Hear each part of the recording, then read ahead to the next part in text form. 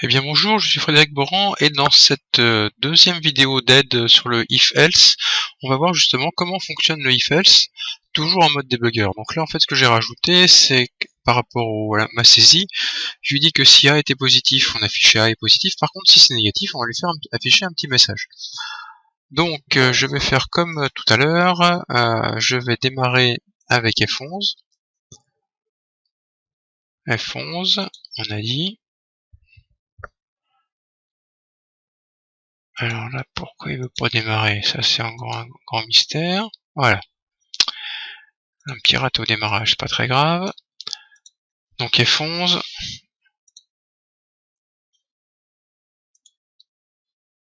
Donc voilà, le programme se déroule. Donc là, j'ai eu un petit raté, mais c'est pas très grave. Alors, première chose ici, on va saisir 5 par exemple. Allez, 50, on va changer un petit peu. On valide. Il convertit, est-ce que moins est positif? Oui, donc il va rentrer dans le bloc, il affiche, et là ce qui est intéressant, c'est que une fois qu'il a fini le bloc, évidemment, il ne va pas refaire ce qui est dans le else, et il va venir directement ici. Voilà, donc là j'ai fait F11, et vous voyez qu'il m'affiche, il saute en fait tout ce qui est là, en fait, tout ce qui est là est ignoré, et il vient ici. Voilà, bon là vous avez l'habitude, on va arrêter.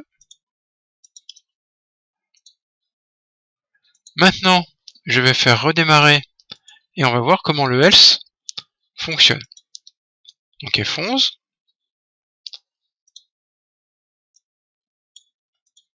on vient là, F11, F11, F11, F11, F11. Donc ici, par exemple, je vais saisir moins 11, je valide, et là, ce qu'il va ignorer, c'est tout ce bloc-là. Est-ce que moins est positif? Non. Donc il va venir sur le else. Tout à l'heure, en fait, quand on a fait le if simple, il venait ici, mais maintenant on lui a dit quoi faire. Si la condition qui était là n'était pas vérifiée, donc ici, il a testé A est positif, non. Il vient sur le else, il se place ici, vous voyez la petite coloration jaune. Il va faire, il affiche ce qui est ici, donc ici A est négatif. Donc ici, j'appuie sur F11 à chaque fois.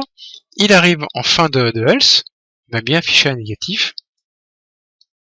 F11, il attend la saisie d'une touche. On appuie et c'est terminé. Ah, pardon, là j'ai fait un peu n'importe quoi. Voilà.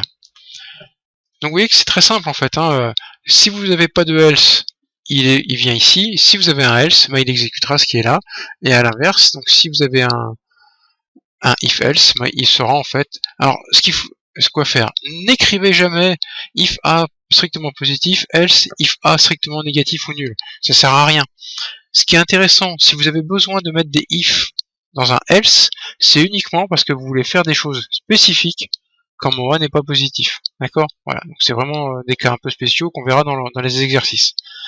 Maintenant, dans la prochaine vidéo, on va voir la structure multiple avec le switch, qui est en fait beaucoup plus compliqué que ça, et dont on se sert assez rarement, mais qui peut vous tirer souvent de mauvais pas.